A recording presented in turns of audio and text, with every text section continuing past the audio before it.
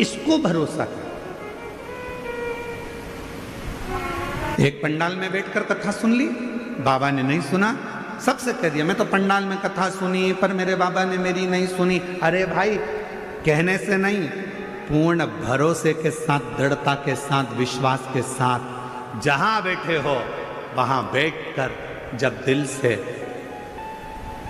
श्री शिवाय नमस्तुभ्यम जब व्यासपीठ से कहा जाए, उसके बाद में जब थोड़ी देर के लिए मौन हुआ जाता है, उस मौन होने में अपने दिल की बात अपने बाप से, अपने पिता से, अपने शिव से इस पंडाल में बैठकर कह दो, और फिर बाद में भोला सब दुख ओ भोला सब जब ये स्तुति करी जाती है, दुनिया की निगाह में केवल स्तुति है, दुनिया की निगाह में केवल ये बात है कि महाराज जी स्तुति करते हैं, पर जो समझने वाला व्यक्ति है वो समझ जाता है कि इसके बाद में मौन होना है, चुप, और चुप होकर अपने दिल की बात, अपनी प्रार्थना, अपनी कामना देवाधिदेव महादेव से कहना है। शंकर भगवान उस कामना को सुनता है और पंडाल में आने वाले की झोली 3 महीने में जरूर भरता है। ये उसकी कृपा है।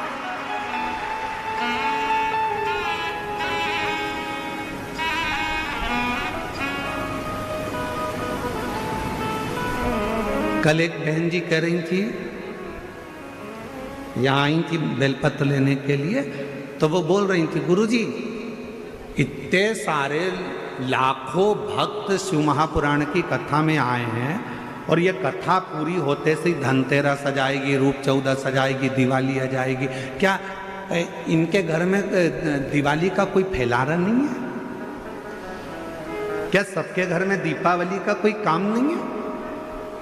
ये सब यहाँ बैठी हैं, सब पुरुष यहाँ बैठे हैं, तो इनके घर का दिवाली का काम कौन कर रहा होगा? तो हमने उन बहन जी से कहा था ये कथा संभाल रही हैं, शिव जी इनका घर संभाल रहा है, अंतर कुछ भी। उसके भरोसे हम कथा में, हम कथा संभाल रहे हैं, हम कथा सुन रहे हैं, तो वो तुम्हारा घर संभाल रहा है, वो तुम्हारा घर देख रहा है, उसका ध्यान उस पर है।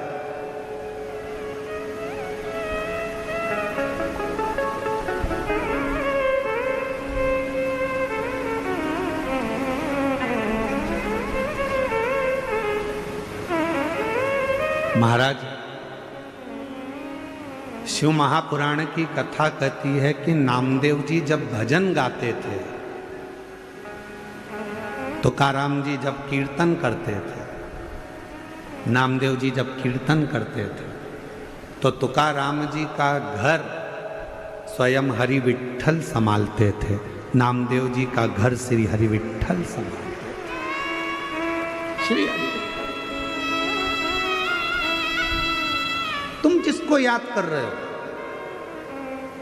आप जिसको याद कर रहे हो, सखुबाई की कथा आती है, मुक्ताबाई की कथा आती है,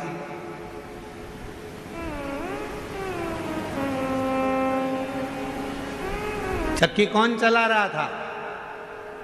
जम के बोलो। सखुबाई? नहीं। कौन? कपड़े कौन धो रहा था? विठ्ठल। रोटी कौन बना रहा था?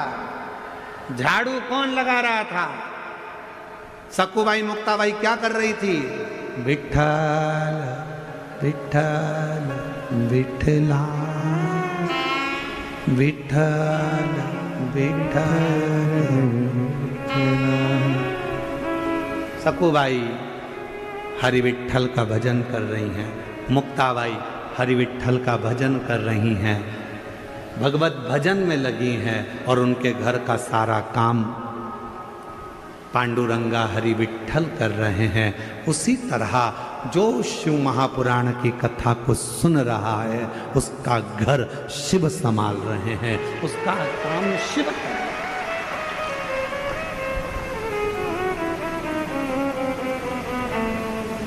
कोई दूसरा नहीं कर सकता। किसी ने पूछा कि अरे सखुबाई क्यों मुक्ता भाई, इतनी जल्दी काम कैसे हो गया? सकू बाई कुछ नहीं बोली, मुक्ता बाई कुछ नहीं बोली, बस एक ही बात बोली, विठ्ठल। आप लाखों की संख्या में शिव महापुराण की कथा में पहुंचते हो तो हम बाबा का बहुत बहुत करुणा, उस बाबा को कहते हैं बाबा तूने बड़ी कृपा करी, ये लाखों की संख्या में शिव भक्त आए हैं, पर ये लाखों की संख्या में आए हैं तो चिंता हमको लग रही है कि तू इतने लाखों को 3 महीने में कैसे दे देगा? 3 महीने में तुझे देना है। यहां से अगर कोई खाली जाएगा तो बाद में लोग क्या कहेंगे, सियोर वाले महाराज की कथा में गई थी और बाबा ने मेरी नहीं सुनी। नाम किसका खराब होगा? हमारा नहीं, बाबा की कथा में गई थी और बाबा ने मेरी झोली नहीं भरी। हमारा कुछ ना बिगड़ेगा, तुम्हारी शान जाएगी, पकड़ लो हाथ बनवारी, नहीं तो डूब जाएगी। ये तुम्हारी कृपा है, हमारा कुछ। तू कृपा, तू दया, तू करुणा।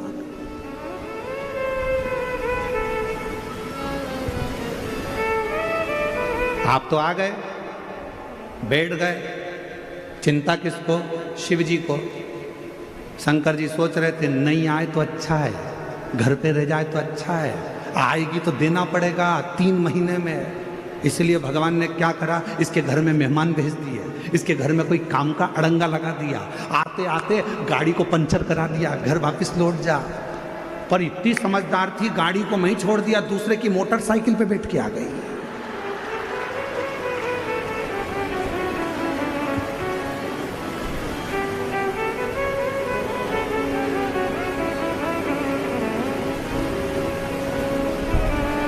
शिव जी ने सोचा कि कथा के पहले पानी गिरा देता हूं, ज्यादा फैलारा फैल जाएगा तो सब संभालने में लग जाएगी, तो कथा में नहीं जाएगी, कथा में नहीं जाएगी तो मुझे देना नहीं पड़ेगा। पर इतनी समझदार, वो तो पन्नी पे सब फैला के आ गई कथा में। हम तो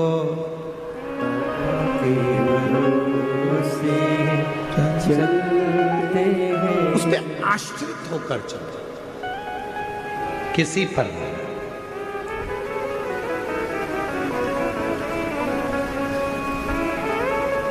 माता सती जब कुंभज ऋषि के आश्रम में देवाधिदेव महादेव जी के साथ में कथा सुनने के लिए गई, कुंभज बाबा ने कथा कहना प्रारंभ करा और सती का मन नहीं लगा। सती ने मन में सोचा कि मैं कथा सुनने के लिए आई हूं, विवाह हुआ है मेरा, शादी हुई है मेरी, और मेरे पति देव ने मुझे यहाँ कथा में लाकर बिठा दिया, इससे तो मेरा शरीर भस्म हो जाता जलकर तो अच्छा था। कथा के बीच में सती माता ने जो सोचा, आखिरी में सती माता जलकर भस्म हो। शिवजी ने कथा के बीच में विचार करा कि मैं जिस भगवान की कथा सुन रहा हूं, मुझे राम जी का दर्शन हो जाए, तो कथा पूरी होने के बाद देवाधिदेव महादेव को राम जी का दर्शन। शिव महापुराण की कथा सोचते हैं शिव जी वो हमारे मन की कामना को पूरा जरूर करते हैं। इसलिए आप सबसे निवेदन है, शिव महापुराण की कथा के पंडाल में जब जाकर बैठो तो किसी का बुरा मत सोचो, किसी के लिए गलत मत सोचो, किसी के लिए आड़ा टेढ़ा मत कहो, किसी के लिए अपशब्द मत कहो। शिव महापुराण की कथा में जितनी देर बैठो, कथा को श्रवण करो, उतनी देर ये विचार करना कि बाबा कृपा करना, तूने हमें कथा सुनने का मौका दिया है, सबका कल्याण करना, सर्वे भवन्तु सुखिनः, सबकी झोली खुशियों से भरना। बाबा किसी स्त्री की गोद खाली मत रखना और किसी पुरुष की जेब खाली मत रखना, सबका भंडार भर कर रखना, तू कृपा।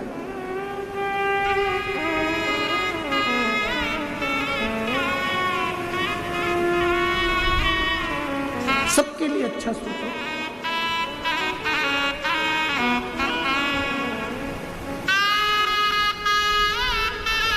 सबके लिए अच्छा विचार करिए, सबके लिए अच्छा सोचिए।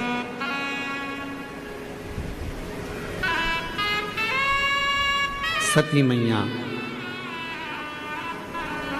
चलिए, बीच मार्ग में उन्होंने राम जी का दर्शन किया।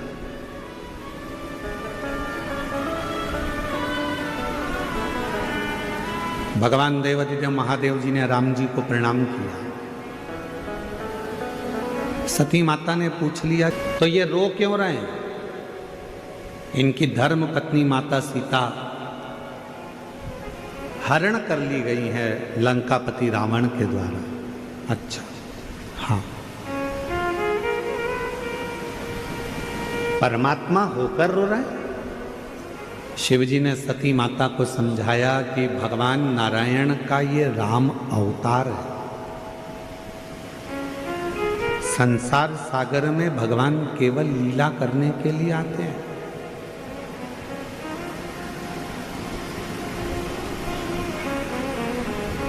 और संसार सागर में केवल भगवान आते हैं तो लीला करने के लिए आते हैं, कुछ अच्छा करने, जनमानस को प्रेरणा देने के लिए,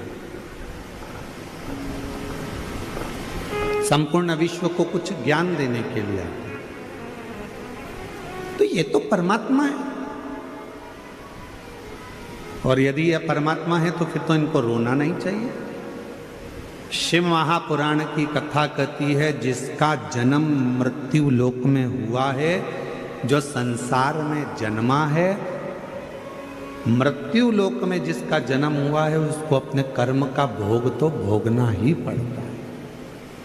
चाहे फिर तुम हो, कोई संत हो, साधु हो, गुरु हो, ब्राह्मण हो, चाहे मनुष्य हो, चाहे पशु हो, पक्षी हो, जानवर हो, चाहे संसार में कोई भी जन्म ले, कोई। इसलिए हम आपको बार बार कहते हैं, मत बुरे कर्म कर बंदे, वरना पछताएगा।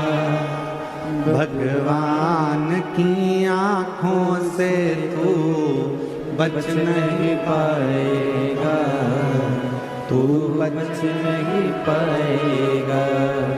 अरे ओ अज्ञानी मत कर नादानी, अरे ओ अज्ञानी मत कर नादानी। तेरे कर्म का फल भी तू ही पाएगा, जैसा किया तूने तेरे आगे आएगा। मत बुरे कर्म कर बंदे, वरना पछताएगा। भगवान की आंखों से तू बच नहीं पाएगा, तू बच नहीं पाएगा। हमने पहले भी कहा, आज फिर कहते हैं, माता पिता से मत डरना, मत डरो। घर के बुजुर्गों से नहीं डरना, मत डरो। किसी गुरु से नहीं डरना, मत डरो। किसी वेद पुराण से नहीं डरना, मत डरो। किसी शास्त्र से नहीं डरना, मत डरो। परमात्मा से नहीं डरना, मत डरो। तुम किसी से मत डरो, पर शिव पुराण की कथा कहती है, अपने कर्म से जरूर डरना, क्योंकि कर्म का भोग तो परमात्मा को भी भोगना पड़ता है। अपने कर्म से जरूर डरो। कर्म का भोग तो भगवान को भी भोगना पड़ा है, परमात्मा को भी भोगना पड़ा है। कुछ अच्छा कर चलो।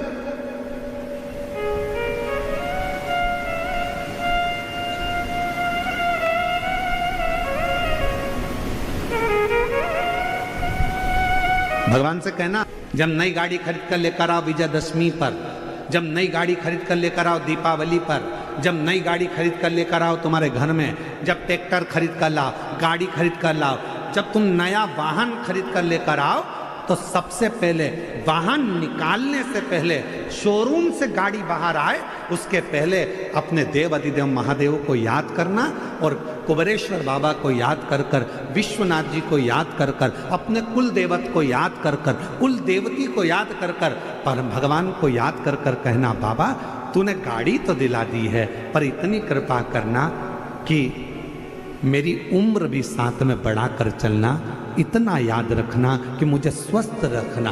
गाड़ी तो दिला दी, मालूम पड़े मैं भोग ही ना कर पाऊं, कोई तकलीफ ना आए, कोई कष्ट ना आए, कोई रोग ना आए, किसी की तरह से इस गाड़ी को, लोग कहते हैं गाड़ी में प्रॉब्लम ना आए, हम कहते हैं तुम में प्रॉब्लम ना आए।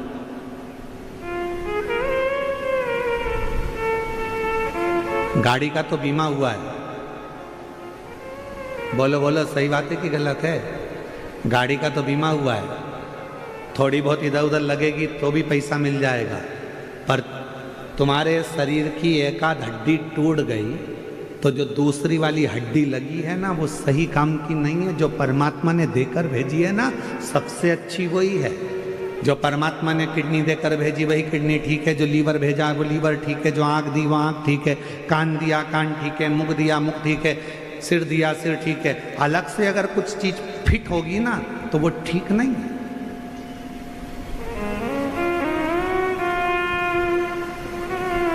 मोबाइल किस किस के पास है? दिखाओ मती, हाथ उठाकर बता दो कि है कि नहीं है। सबके पास है? अरे बोलो तो। कवर चढ़ा है? स्क्रीन गार्ड लगा है? अरे बोलो तो। लगा। अच्छा वाला कवर चढ़ा है? ठीक है। क्यों चढ़ाया?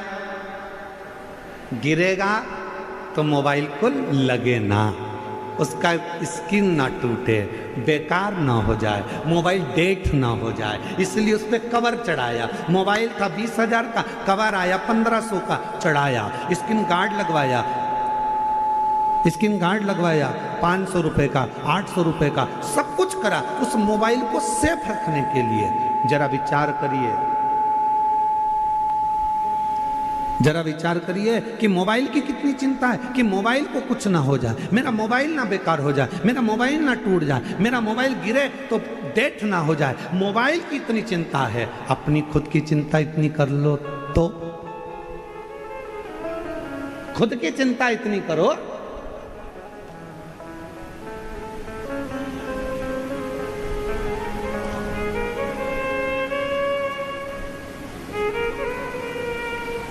आप में से कितने लोग हैं जो टू व्हीलर गाड़ी से यहां आए हैं, मोटरसाइकिल से?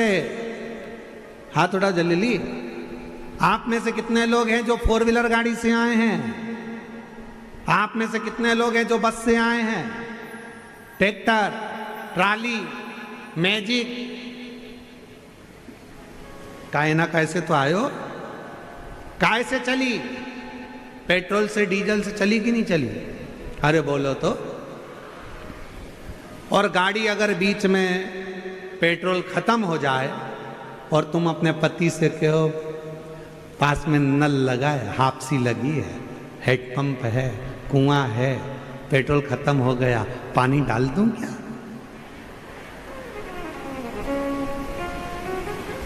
गटर का पानी डाल दूं क्या? खड्डे का पानी डाल दूं क्या? पति कहेगा पागल हो गई है, गटर के पानी से क्या मोटरसाइकिल चलती है? खराब हो जाएगी, बेकार हो जाएगी। जरा विचार करिए, मोटरसाइकिल गाड़ी भी डीजल और पेट्रोल से चलती है, उसमें कुछ गलत डाल दोगे तो गाड़ी भी नहीं चल पाती। उसी तरह ये मानव का शरीर है, इसमें सोच समझ के डालो, सोच समझ के।